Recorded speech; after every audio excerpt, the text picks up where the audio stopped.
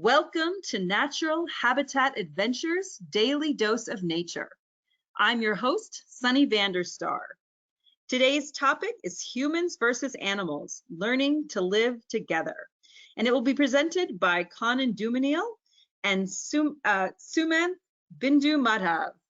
Guys, thank you so much for being here today. I'm going to turn it right over to you. Well, thank you, Sunny. It's a pleasure to be back, and I want to welcome all our viewers again today.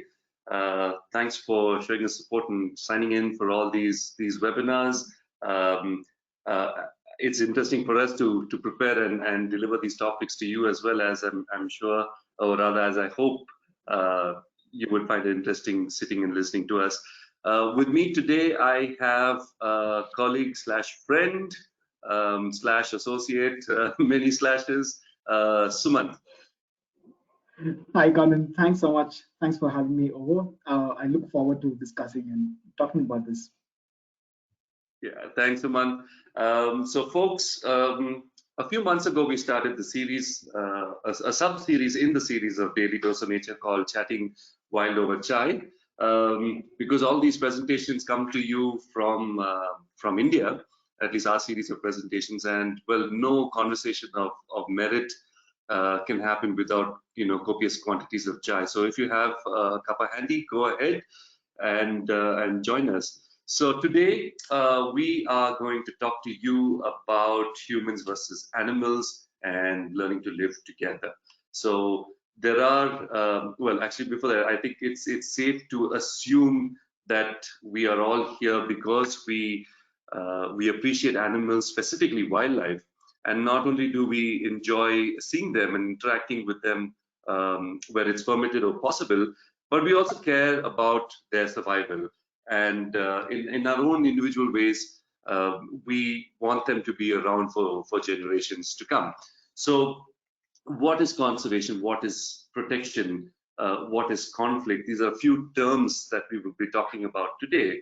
And but there is what we want to shine light on today is that not everything is rosy. Sometimes when humans and animals interact, there can be issues, and I think we must face the fact that wildlife globally is in peril, and they face challenges. They faced well, most of it from factors that are introduced or exacerbated by our species, such as habitat loss, climate change, global warming to that extent. And for today's webinar, we want to talk to you about two specific but direct factors that we must have an uncomfortable conversation about, and that is illegal trade and conflict. Because in the end of the day, I'm reminded of this quote by a novelist and poet, Wendell Berry. The earth is something that all our species have in common, and where we don't have any other place to go apart from this. So keep that, or rather we have kept this at sort of the backbone of this whole session. This is something we have in common, and there's no other place where we go. So how do we learn to live together? How do we learn to coexist is what the crux of this webinar revolves on. And yeah, so for your well, afternoon's entertainment, you have me, Conan, and yes, I primarily guide trips. I've been guiding NatHab's trips to India, Nepal, and Bhutan for a few years now, and I've been a guide as long as I remember. In fact, that's the only thing I've done, I think, properly in my lifetime. But Sumanth and I had an opportunity of working together for a few years on a conservation project that worked with snake bite and the snake bite issue in India. And for further, I'll hand it over to Sumanth. And why don't you tell us a little bit about the work you do now currently, and also lay some perspective, sort of a bird's eye view, if you must, on what conservation is in this country. Thanks so much, Conan. Thanks for that. Yeah, so I've been working on wildlife management issues for the last 20 years now in India. We started off doing a lot of rescue of wild animals from conflict, eventually sort of maturing and moving on to building better systems for wildlife management in India, which involves a lot of working with custodian agencies, building their capacity, and realizing at the end of it all that conservation really needs to be worked with communities who live around animals than with any of us who might want to do any kind of research or any kind of work with wild animals. It ultimately boils down to people, and that's been sort of a light bulb going off aha moment where we say, yeah, wild animals, it's fun to work with, but ultimately it is about people who live around these animals, and that truly is at the heart of conservation itself. So diving right in, if I may take off, Conan, going into just wildlife conservation and protection. Uh, for the longest time, these are terms that have been used very interchangeably. In fact, we'll come to it later. Even in India, when we talk about wildlife, there is from the legal point of view as well. We talk about Wildlife Protection Act, and often they seem to be the same. But to me, in perspective of wildlife itself, these are two very different terms.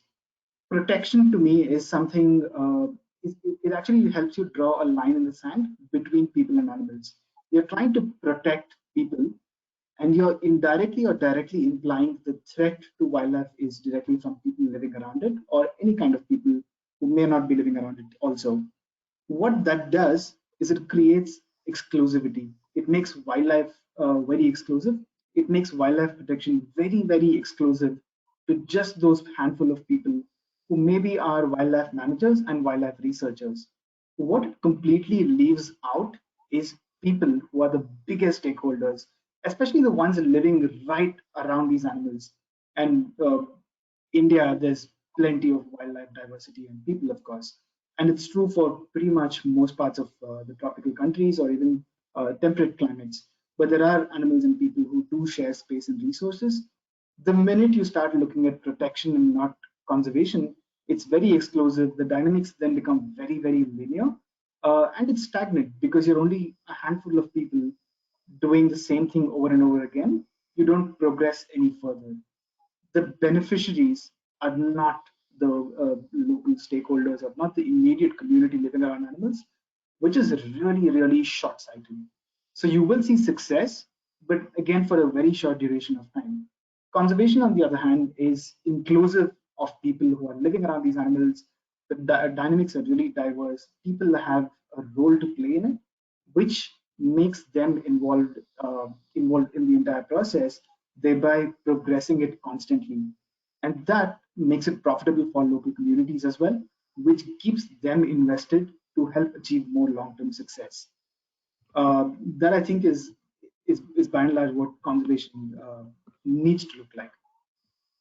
Yeah, we're doing a lot of this versus that today, folks, and it just sort of struck me.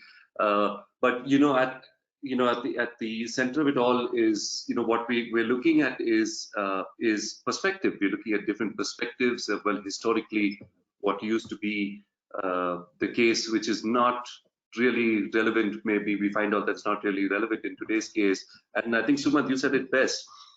It is something that needs conservation, if you talk about it, for instance. And it's not just from the Indian context, but on the more global scale, it has to involve all the stakeholders as well. And folks, for you today, we will be talking about a few of these terms, just comparing a few perspectives, few different scenarios from all around. We often draw back from our own home country because we know those examples best.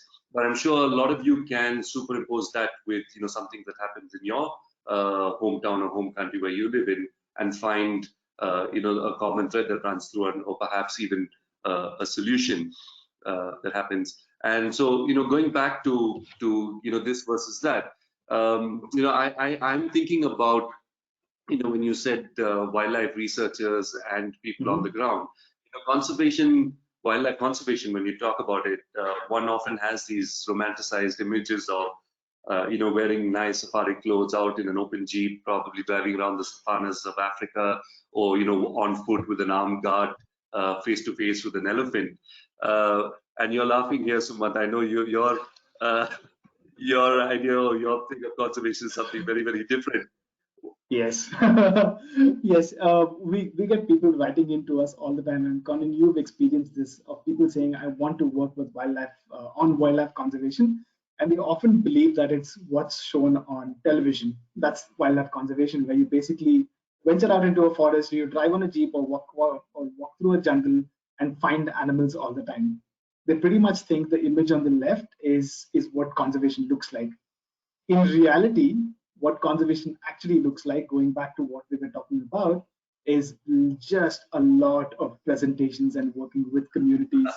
Uh, it's a lot of just actually dialogue with people. It's hardly got to do anything with animals. Actually, that's not true, Conan. What conservation actually looks like is slightly more different from this. Uh, Conservation, like you'll see in the next image, is, to be honest, just a lot of waiting around for government officers to show up and for you to get conversations moving. This is what it truly looks like. And I keep talking to Conan and a few of my other colleagues saying that half my professional life has just been spent in government offices waiting for the right officers to turn up and give me 5 minutes of their time. But that's truly what it actually looks like. Yeah, but that's the that's the hard work. That's the mucky end of the job, isn't it? And I mean, we're thankful that we have few people like you, Sumanth, who are ready to roll their sleeves up and get in with the muck and grease and do that, so that we're all able to experience the natural world in a sort of a more well, at least and the pristine environment a little bit more exclusively.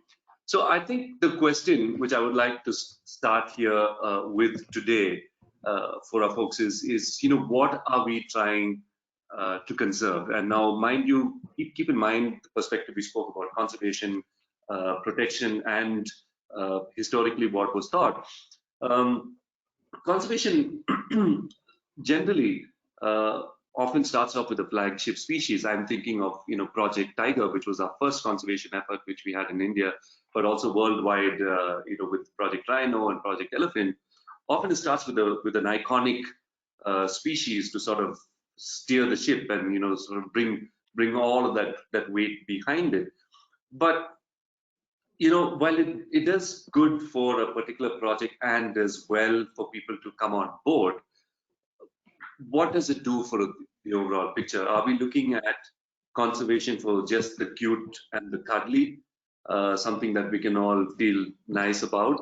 Or what about the ones that are misunderstood? What about the ugly ones?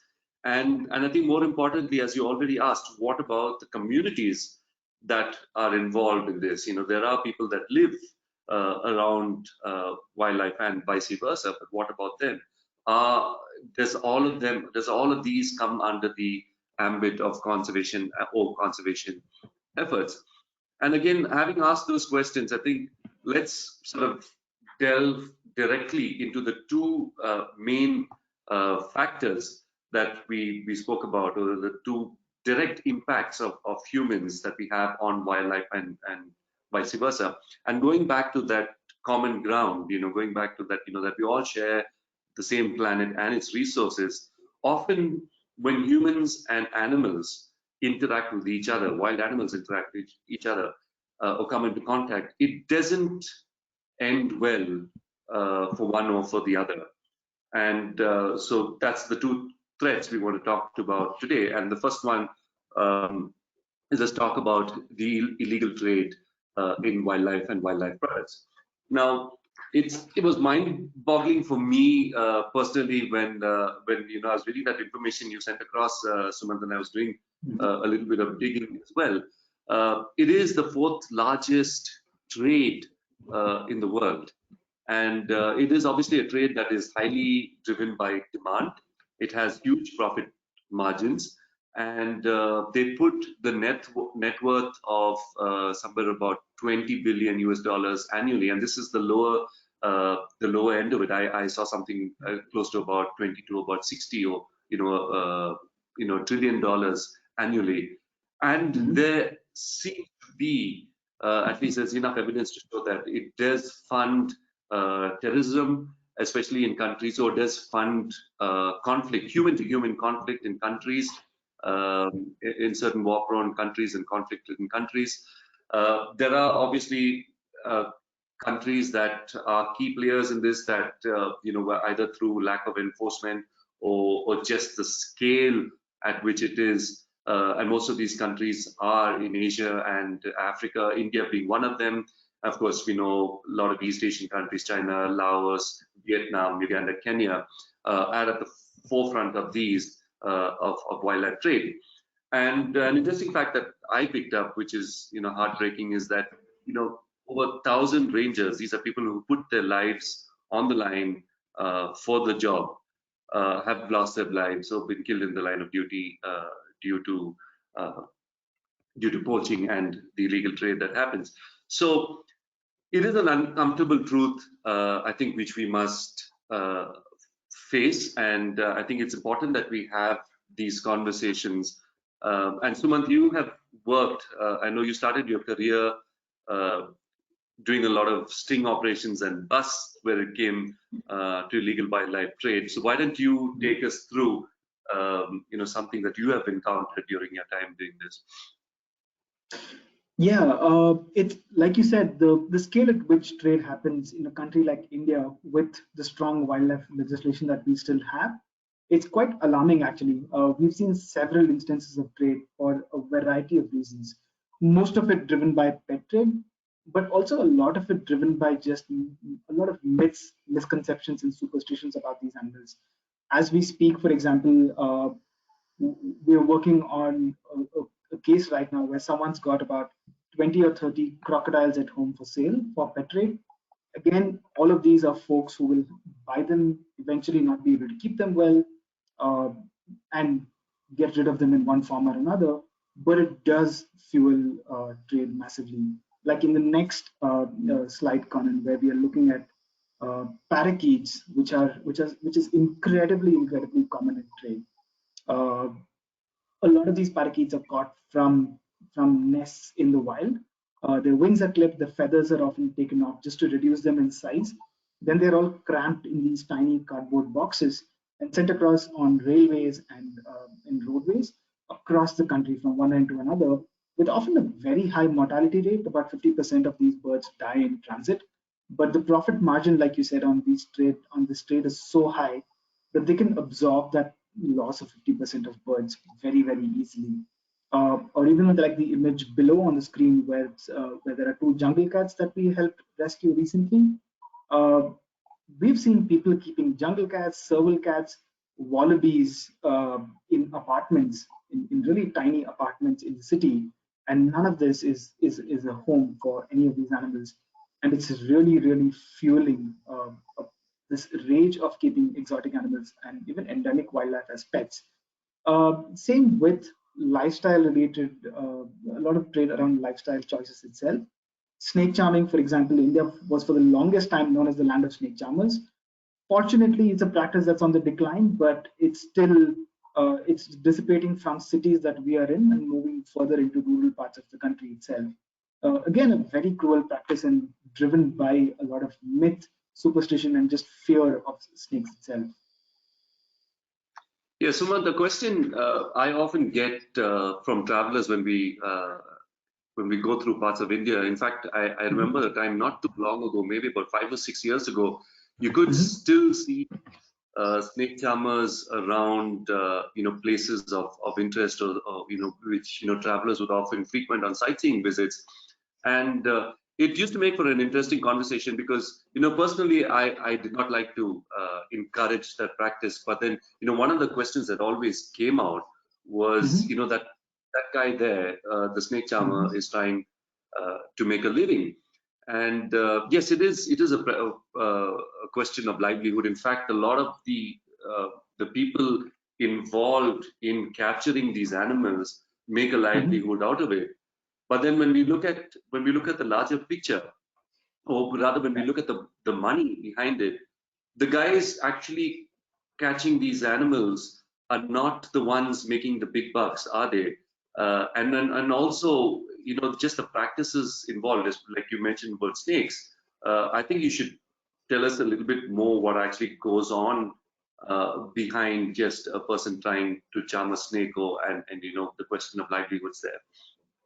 Yeah, that's an interesting point. I think whenever we talk about wildlife trade in general, especially with snake charming, and there's also the practice of bringing monkeys around on a leash to for entertainment.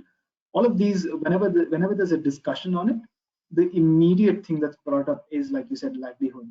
And like you so accurately said, the folks who are with the animal every day are not the ones making money out of it.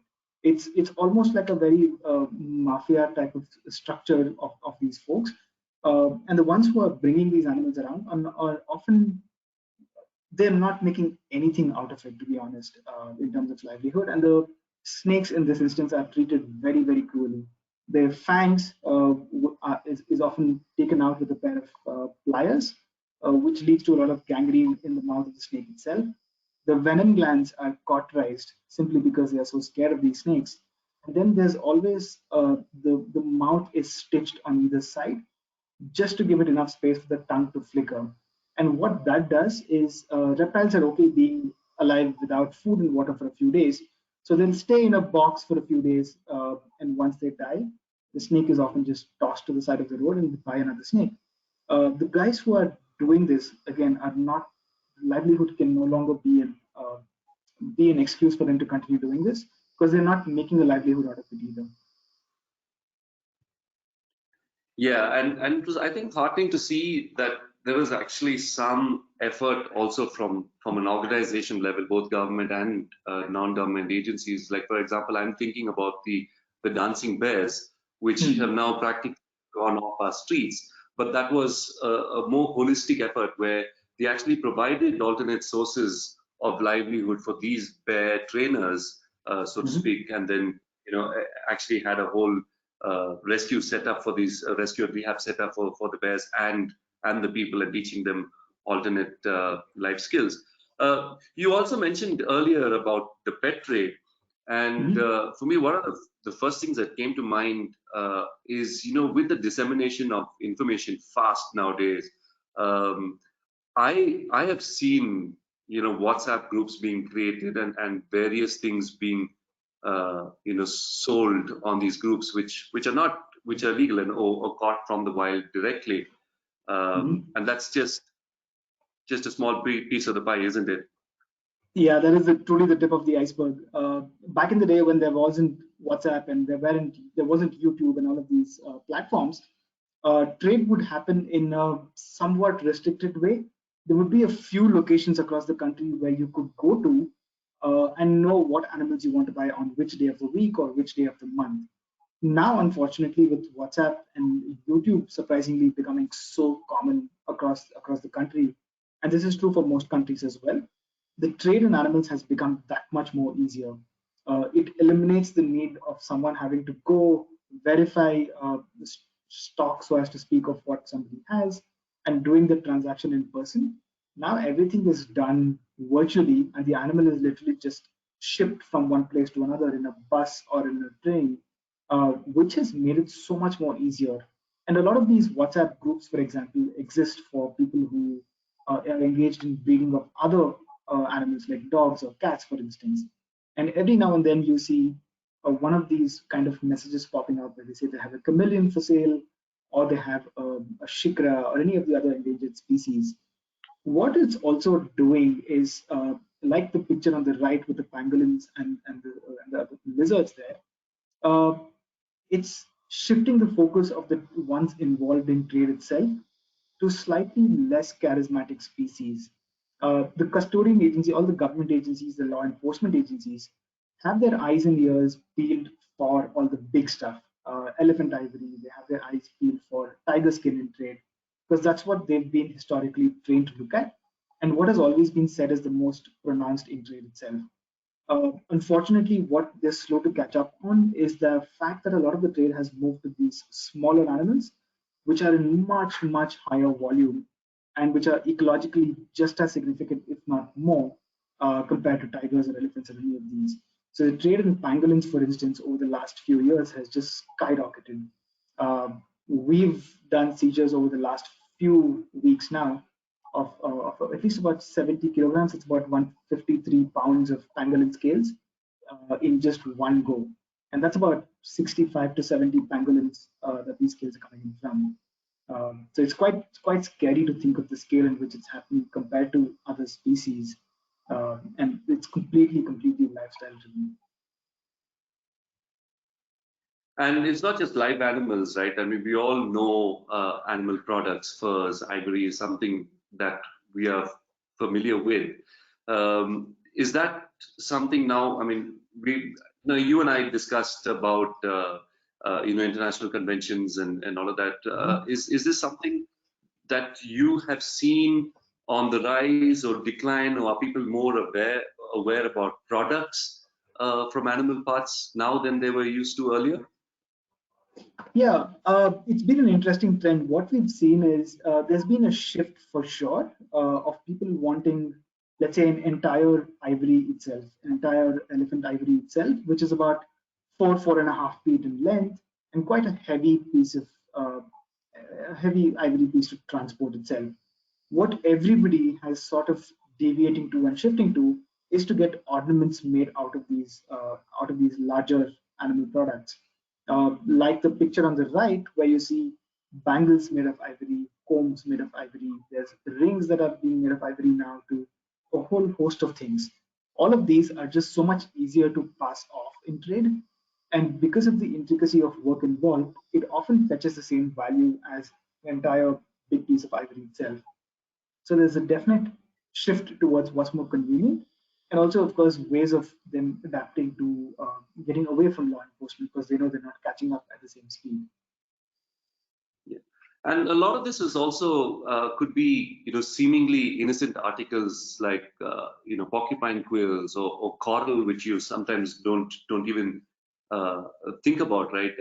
I'm again thinking of a situation, and probably anyone who's visited India would know, when you're out sightseeing, you get on your van or your minibus, and there's always someone who shows up with a fan made out of peacock feathers, right? But then what is the question? The question you ask is like, where did they come from? Yes, we all know birds shed their feathers, but can we trace it back? And well, coral, there's this again. I think it's a big unknown, isn't it? We don't know. Can you trade? Can you not trade? Are you allowed to keep it legally? It's all of that. And I think, and then of course the major area where we know there is a significant amount of trade happening is for medicine and folklore, and this is a huge market, right, Sumanth? Absolutely. There's so much, almost a sense of mystique added to each of these creatures. Like the red sand boa that you see in the image on the left of your screen, on the top left of your screen, there's this whole myth and stories built around it to say that it's a two-headed snake. It goes 6 months in one direction and 6 months in another direction.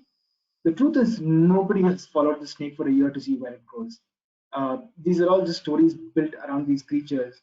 And the most common presumption is that because it's two-headed, anything that you keep on it or around it will double in value. So people want to buy the snake and keep it where they store their jewelry or where they store their money, and somehow they think it will magically double. What they don't pause to think is, if that is true, the person selling it wouldn't be selling it in the first place. Uh, and and we've seen absolutely the most horrendous practices to increase the value of these animals in trade. A slender loris, for instance, what the animal that you see on the left of the screen, bottom left, it's a nocturnal animal, an absolutely gorgeous, beautiful creature. Uh, plays plays a very important role in our ecosystem, and will probably be on the decline in population even before we begin to understand it. It's so rampant in trade because people believe that they can be used as voodoo dolls, and for all kinds of black magic and whatnot. A lot of these is driving species to extinction even before we begin to understand what they really mean to us ecologically.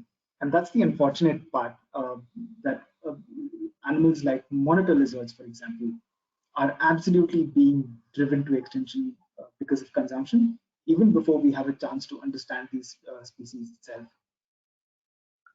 Yeah, it's very unfortunate that happens. But I think on the more fortunate side, I think we are lucky enough to have legislation in place. I know you and I were talking about our home context here. Sort of to form these checks and stops for this, sort of giving the whole movement some teeth. Something where you can be backed up with. And Sumanth, I know you spend a lot of time in government offices and and tied up in the legal days and working with formulation of policies. Mhm. You can tell us about you tell us specifically about using India as an example, and also what are we looking at globally as well. Yeah, yeah, it's all the fun stuff, as you can imagine. Uh, but India does have a really solid wildlife regulation. The Wildlife Protection Act in India, which came to being in 1972, is one of the most beautiful pieces of legislation that I have seen across the world. Actually, unfortunately, what it's also meant is that very few people on ground actually understand it, are able to interpret it, and impose it in its entirety. But that's something that we do have in place. It's better than not having anything. So we'll take that for now. And it is in the process of being amended now after all these years. So hopefully it'll take better shape than it is right now. Then, of course, from an Indian standpoint, India is a party to the Convention on International Trade in Endangered Species of Flora and Fauna, CITES, as is popularly known, which is used to regulate legal wildlife trade in India. However, India does not have a CITES-specific legislation yet. A lot of the other countries do, which helps them manage trade in these species very well. India will hopefully get there in the near future.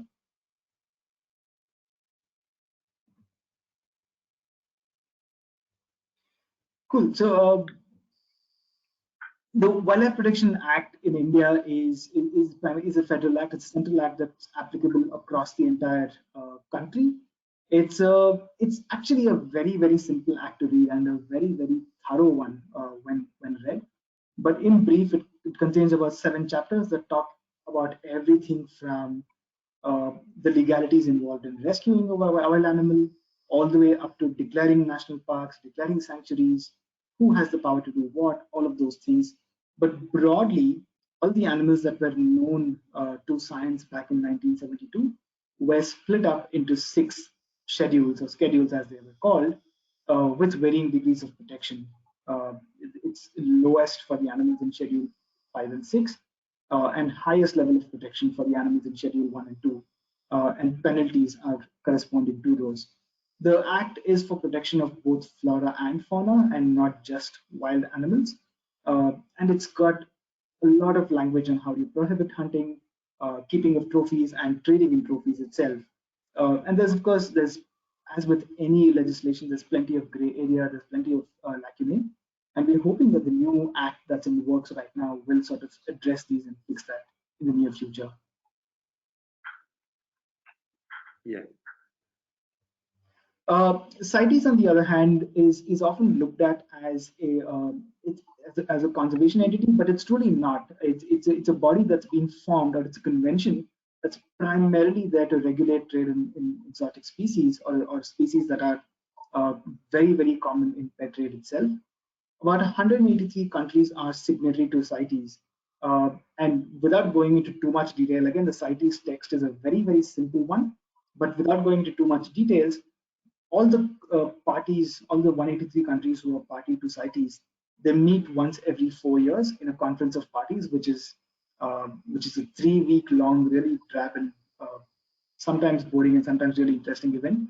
But where parties basically pitch and they present a proposal to say what animals they would like to list under the 3 appendices of CITES. Animals in Appendix 1 gets the highest level of protection again, and trade is usually only permitted between zoos that have endangered species of animals for captive breeding and things like that. Animals in Appendix 2 are again strictly controlled, but there is some level of trade allowed with regulations on both sides. And for animals in Appendix 3, it's relatively easier. It's usually all the species that are very country specific. If India wants to trade something with Thailand or with Malaysia only and not with any of the other countries, those will sort of go into Appendix 3. And India still is struggling with CITES a little bit, but there are several other countries like South Africa, for instance, has a fantastic CITES legislation in place. Same with America and Canada as well. India is taking baby steps towards bringing in domestic legislation that will truly make CITES effective. So Sumanth, what you're saying, so CITES basically, if I can understand this right, is sort of a universal or getting universal body that regulates the movement in trade of certain animals. So it's a voluntary sign up as a nation. You sign, or is there any would you say, is there any consequence to it if you don't become a party of CITES, or if you don't want to be a signatory? That's really interesting, because I'm just thinking of the last conference of parties that happened a couple of years ago, when people could still actually meet each other and those kind of things would occur. But yeah, the last conference of parties, Japan, who's a signatory to CITES, almost threatened all the other parties, saying that they were going to leave CITES, simply because all the other countries were imposing quite a few restrictions on what Japan could trade in and not. A lot of the South African countries then also stood up and said they will also leave CITES. What that basically means is that if they all left and they were no longer signatory to CITES, they could trade within each other with almost no regulation or no oversight at all. So unfortunately, as much as CITES tries to be a regulatory body, if countries don't sign on to be a part of it, there's not much they can do about it. From an Indian context also, CITES has been warning India forever now to bring in a CITES legislation in country, but India has just not done it. So it's great to have it in place, but it's quite a toothless organization as it stands. Yeah, I mean, whatever helps sort of narrow that funnel, right? I mean, yes, I know from experience, I think a lot of zoos, for example, when they want to exchange because a particular species, because they're either lacking a species or they got too much of one, often get tangled up in this. But I know for, sort of the overall picture, sort of in limiting illegal trade, it does certainly narrow the funnel down a little bit. And CITES is just one of the many organizations, right? That, which we have, or many conventions rather, that we have worldwide. Yeah, there are plenty of conventions. Just a few important ones are the Convention on Migratory Species, which are for those animals that cross at least one international boundary. Again, it was formed many years ago. It has about 132 countries as parties to it, with a very similar structure to CITES, but no legislation attached to it at all. It's just a convention where countries agree to work together on conservation itself, which is a great start, to be honest. Then there is the Convention on Biological Diversity, which is also which was formed in 1993 and looks at sustainable use of biological components with very fair and equitable sharing of benefits. The International Whaling Commission has about 88 member countries again. India joined in 1981, and IWC itself came into being in 1946, primarily to regulate whaling. And it's a rabbit hole in itself if you go down into it. So it's primarily for just regulation on whaling. I'm sure. And I think where we can be thankful that we also have other organizations, non-governmental organizations, that have worked tirelessly over the years to to support, and all of these are supported by folks much like our audience who is here today, either through financial support or membership programs and direct involvement. But thankful that we have organized, and these are just a few of them, the big ones out there, not mentioning the small local organizations in your hometowns or probably even just your pin code. But through policy making, they worked a lot through policy making, advocacy being a strong point, and also putting actual boots on the ground, right? And yes, so I mean we are thankful for this as well. And I think what I would like to transition to now into this point that we've sort of understood where trade stands and the implications around it, talk about the other aspect of human versus animal interactions. And often I think this is where it doesn't end well very often for the animal most of. And here I think this is again something, a global issue. It's something that we can all agree with. We've seen conflict, and I say this with inverted quotes, in some area or the other. It could be either raccoons raiding your garbage can, or elephants trampling down the fence in your farm, or as we have very often in India, and probably our number one conflict area is the issue around snakes, venomous snakes in India.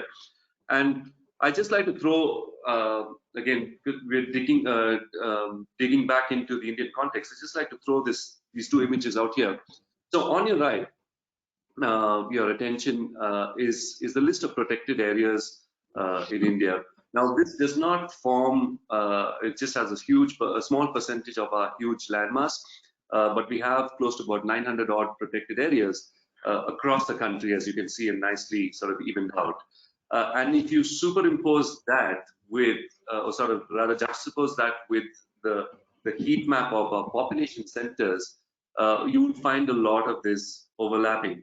And I say this here is just, keep this in mind. So we've got density of population, and India is also a country that's gifted in terms of biodiversity, or the amount of species we have in plants. So we have that in mind. And on the other side, we have species that are not found just in protected areas, but found outside of protected areas as well, and that also thrive well in human habitats. Now, and then we have on the other side, we've got a country that's fast developing, and sort of reaching, going up the economic chart. So wildlife doesn't receive a priority, but more it's about economic growth, livelihoods, and so on. So we've got all these things happening, and with a population density of 386 people per square mile, that's a lot, right? And so when you have a lot of animals, a lot of people, and boundaries sort of dissolving amongst them, so that sort of pushing together of humans and animals, often you're left with, you see images like this in the news, or through our travels or working with nature and in natural spaces, you often encounter this. So roadkills, animals running into villages, snakes and humans. So there's a lot to process here, and conflict in itself is a big word, is a serious word. So Sumanth, I'm going to ask you to sort of break it down for us a little bit. Thanks. That's really tricky, right? I mean, we've always spoken about conflict, and conflict by itself has a very negative annotation to it. And over a period of time, we've any form of interaction between humans and animals, we've termed it conflict, unfortunately, while not realizing that there's plenty of interaction between humans and wild animals that is not conflict. And I think we as conservationists, and we as people who do work in this field in some capacity or the other, are somewhere guilty of actually presenting a perceived conflict than what actually is. For instance, there are these examples of researchers going into areas where wolves and farmers live with their sheep. The researchers will go and talk to farmers and say, what happens with the wolves and your sheep? And the farmers are often say, the wolf comes in, takes the weakest sheep and goes, and we're fine with it. Then the immediate question is, oh, what does the government do about this loss of livestock that you've had? There is a conflict. Does the government do anything, or is anybody addressing this conflict? So what used to be just an interaction, an everyday interaction, suddenly becomes conflict over time. And I think we are guilty of introducing this concept of conflict in a lot of places. What we need to do is to take a step back and say, is there really conflict, or is it just perceived conflict? And what we fail to realize when there is conflict is who are the primary stakeholders in those, and what's their best interest, and what is the best interest of the animal itself. Those are questions that we really need to ask ourselves. Instead of saying, let's protect one from another, going back to what we started talking about, that's where the solution to conflict really lies in the long run. Yeah, I think, Sumanth, one more question to sort of add to that list of questions which you asked us is, who gets to decide, right? Who gets to decide where animals live, what they should eat, where they should be, what are their boundaries? And we know, right? We know the concept of boundaries are very different. And again, going back to that quote at the beginning, all we have in common is this earth. And on one side we talk about conflict, but there's also pleasanter images as well, which I've curated about 4 here to put there. Yes, we all know sea turtles run into boats. Their radar gets messed up because of the lights on the shoreline. But then there's also species that live very well. And the top 2 images, believe it or not, are from one of the most densely populated cities on the planet with 21 million people, and that's Mumbai. So we've got a huge congregation of flamingos, and we've got leopards that walk around right in the middle of the city in a forested area on the pathways, and humans don't even know about. And this image right down at the bottom, I think, is a puma cub with 2 kittens and overlooking the city lights of San Diego. So you have these fringe animals, right? And but then you also have the ugly side as of it as well. And I think one thing which both you and I like to talk about a lot is a situation we face practically on an everyday scenario is the snake bite issue in India, and our #1 sort of conflict area, so to speak. Yeah, and I think, again, this is, like you were saying, a lot of this comes from our own bias of saying where animals should live and what they should be eating. Suddenly, when we find them not in protected areas, we think of them as animals in conflict. With snakebite, for example, it's the single largest conflict that exists. In India, we have about 1 million snake bites every year, which is a very, very conservative estimate. And we lose somewhere around 40 to 60,000 people from snakebite itself. What's worse is that there's about 150 to 200,000 people who suffer from a loss of life function, which means they lose a limb, they lose a few digits on their hands. They're not able to go back and work like they used to before. Unfortunately, a majority of the population who do get bitten by snakes are in the most economically productive age group, in the 19 to 35 age gap. And that really sends the entire family into debt. So conflict with snakes, for instance, is no longer just a human-wildlife conflict situation, but it is a socio-economic concern. It's a public health concern of epic proportions, and something that needs to be dealt with on what footing, which is actually what we're doing right now. We're trying to understand snakes better, which has to be the root of where you start solving this problem. So we're doing radio telemetry of venomous snakes to understand their own ecology. We're working with communities to say, can simple things like knee-length boots prevent snake bites, or a torch, something as simple as carrying a torch, which costs about $2, can that prevent snake bite, and can that actually save lives? These are things that we are working on, and we're seeing fantastic results coming out at the moment. Yeah, it is the simplest measures, right? I'm thinking back of a situation where in a part of Northeast India, farmers actually tried planting the ghost pepper chilies on the periphery of their fields, and that actually prevented elephants from coming in. And that's, I mean, more than all the other measures, I think this one sort of worked best.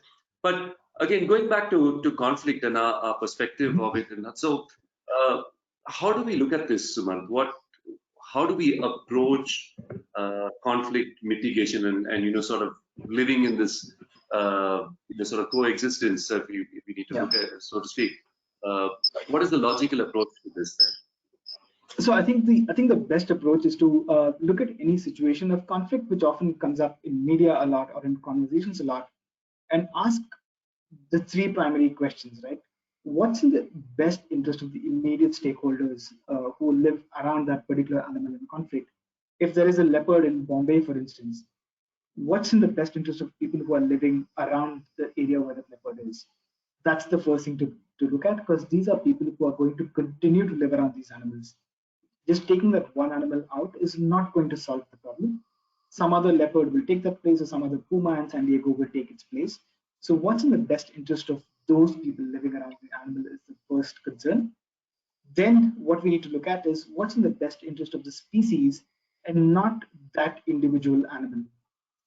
That's the second thing to look at, because we've seen some decisions go horribly wrong when it's very individual animal driven versus being species driven. And finally, a priority needs to be what's best for the habitat that these animals are in. And again, when I say habitat, it doesn't have to be a forest, right? If there are leopards in Bombay, in Mumbai city, that's the habitat of that animal. So what's in the best interest of the stakeholders, the species, and the habitat? Those should be our priority. Unfortunately, what's happened over a period of time is our priorities have changed. Our priorities have changed to naming animals in conflict, and then they become very iconic animals that we want to save and protect, or we even take out candlelight vigils and marches for that one animal instead of looking at the species or conservation at large. I think what that does is give us a lot of personal satisfaction to say, I've done something for conservation. But reality is you've done something for that one animal, but probably hurt conservation in the grander scheme of things. And often organizations get sucked into it, or people get sucked into it because there is visibility on that topic then and there. And they want to have their 15 seconds in the sun type of movement. These are things that are driving decision making, unfortunately, at this moment. What we've known though, Conan, like you were saying, is as long as there have been people and humans, there has been conflict, or there has been some level of interaction. We know for a fact that even in fossilized evidence, there's been predation on humans by saber-toothed tigers, for example. There's been several instances, and I think to me, what's changed through time is whenever human settlement came about and humans started living in small colonies, the first instinct was to build a fence around the community to keep themselves safe from animals. What it's done now is it's flipped the switch. We now put a fence around the national park and say that animals should live within this, which is basically glorified zoos. And that's sort of been the shift in thinking and shift in culture, and that's very indicative of where we are headed towards with our priorities being misplaced, to be honest. Yeah, I think Sumanth, that's a great anecdote, or a great perspective to lay on the fences. From us within to animals within. That certainly gives you something to think about. But you said history of conflict. I say here, there's been a history of tolerance as well, right? Yes, somewhere along the way we kind of lost the plot. And again, taking India and the sort of overall Asian perspective, animals are venerated in some places. They are worshipped, offerings are given to them. If you look at iconography or art from centuries ago, they always spoke about coexistence, especially Buddhist and Hindu art spoke about coexistence and living together. And you put that, and it still continues in some communities in the modern day, right?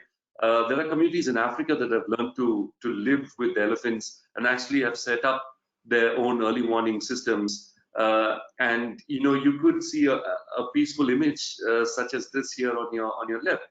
And I'm thinking about a village not very far from where Sumanth and I live, folks, where the people absolutely are in awe of snakes, and they have one of the largest venomous snakes in the world living in their backyard, the king cobra, and they absolutely will not do anything violent towards it, even if it comes into the house. I've seen people leave the house for a couple of days till the snake leaves and then move back in.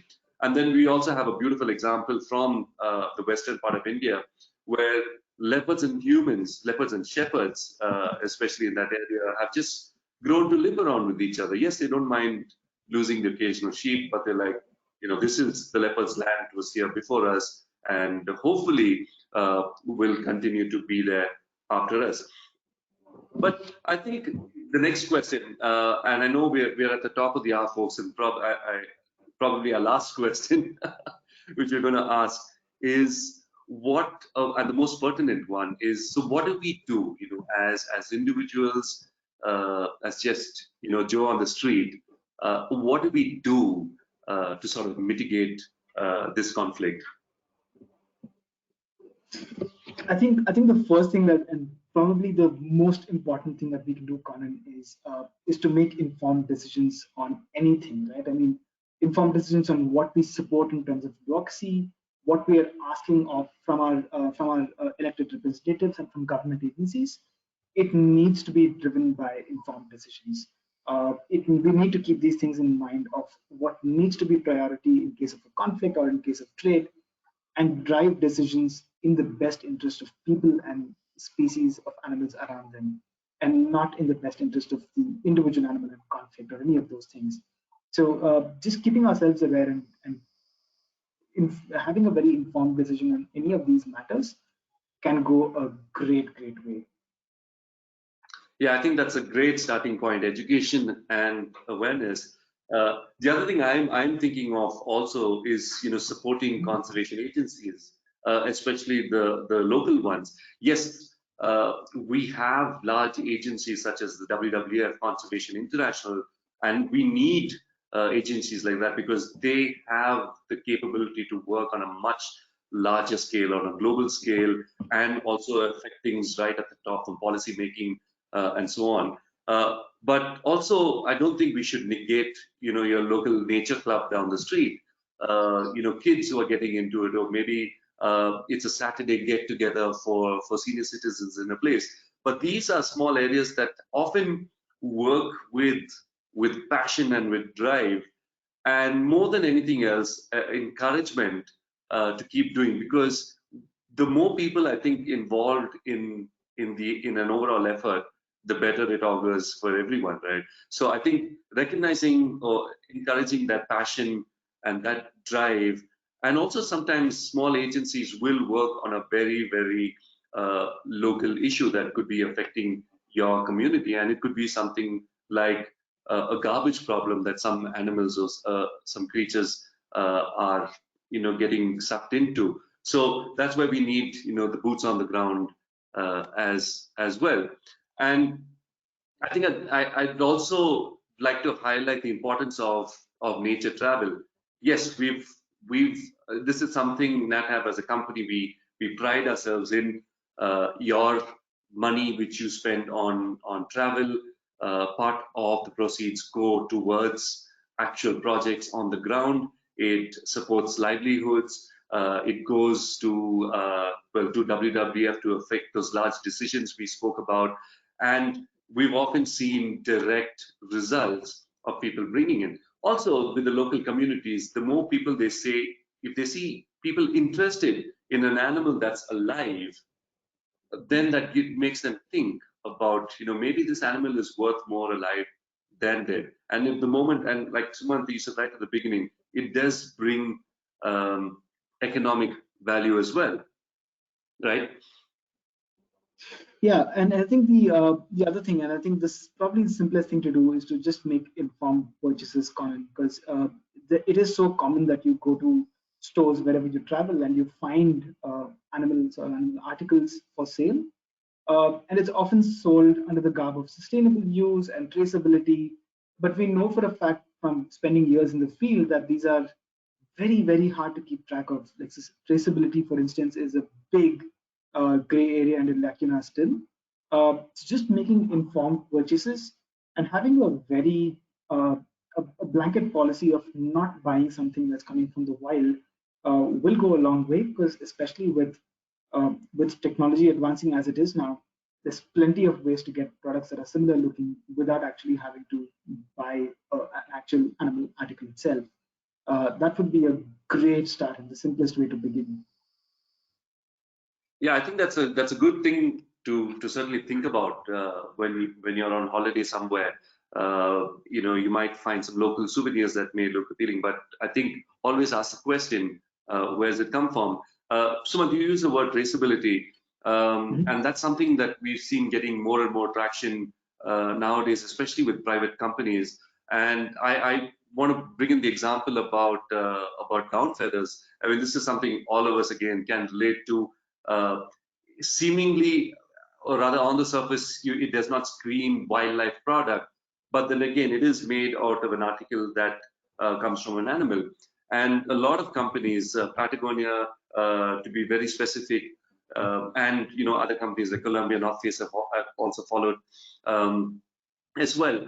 There is certification actually available, and these are companies, and that's what I like about some of these brands, is that they put it up in the public domain. They put it up on the website. They are proud to wear the badge saying that this is responsible, this is certified down feather, this is where it comes from, these are animals being used for the pot and not harvested in inhumane conditions and so on.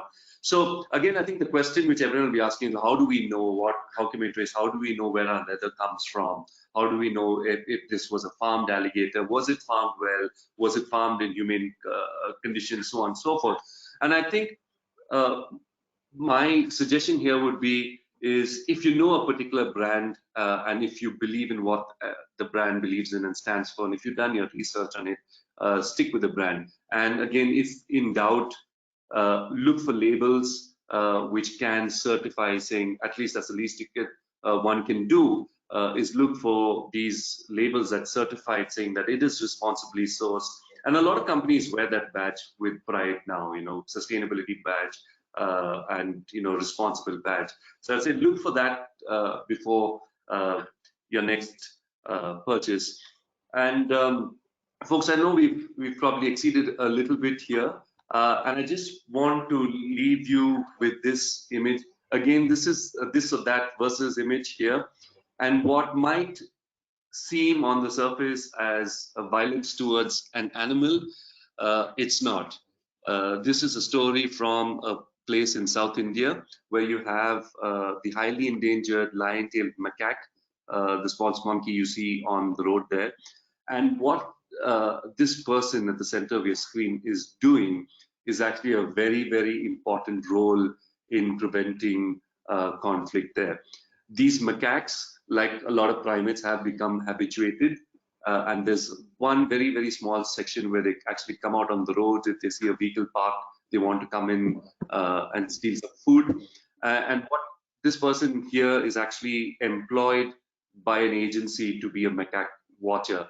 So they stand on the road, they make sure that the macaques don't come into visitors' vehicles.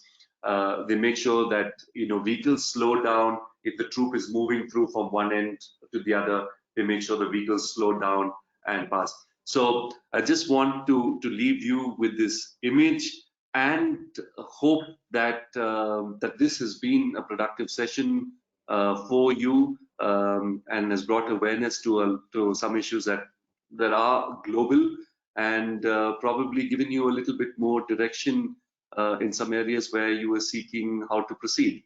And having said that, Sunny, I'll hand it back over to you, and let's hear from our audience if they have any questions.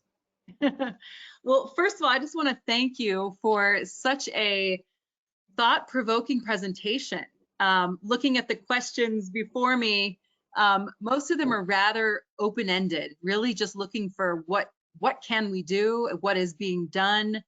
So if you have any quick examples of what, I mean, you gave a lot of information about generally who is addressing these different conflicts, and that there are lots of organizations out there locally and worldwide addressing these conflicts. But from your intimate knowledge of the situation, perhaps just in India, can you give examples of how folks are addressing, maybe retraining folks who are using animals inhumanely or illegally for their livelihood, or what are ways to redirect?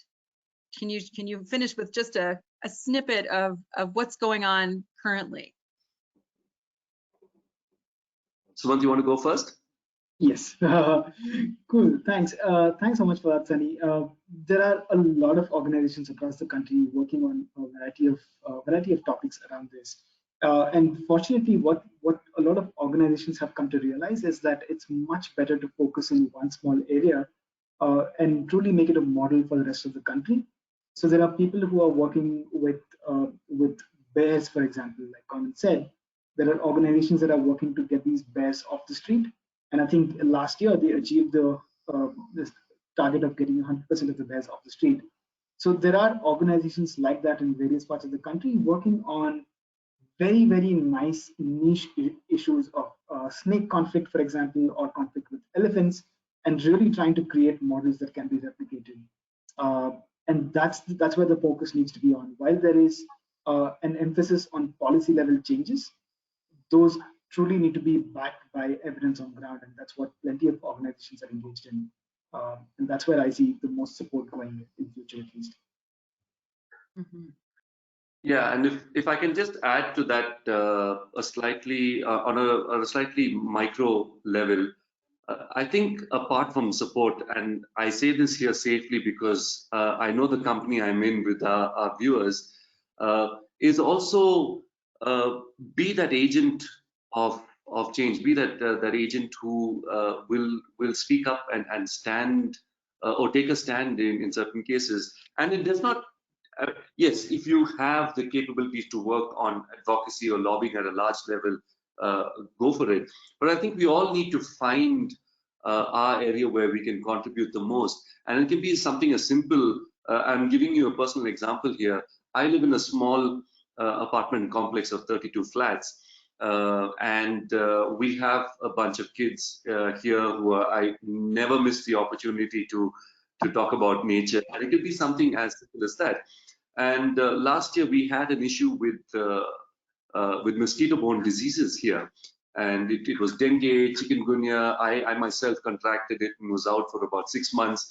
But you know, tropical country, mosquito-borne diseases, enough said, right?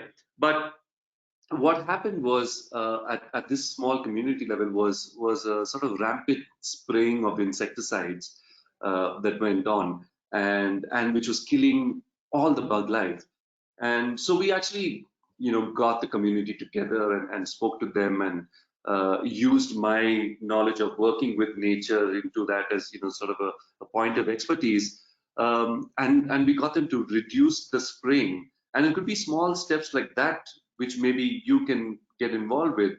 Because once you show, you know, if you're able to influence your tribe, if you're able to influence the community saying, hey, we don't have to go out and kill everything because we are in conflict with them.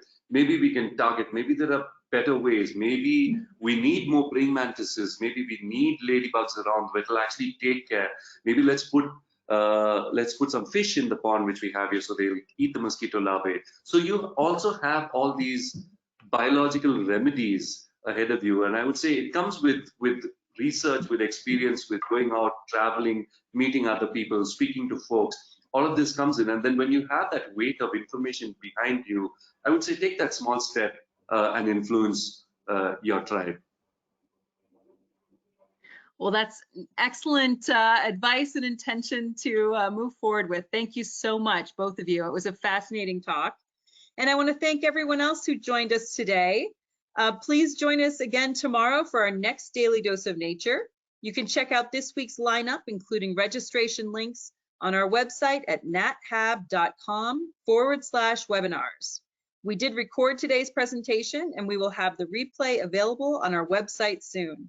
With that, I'll conclude the webinar. Thanks again. Have a wonderful day, everyone.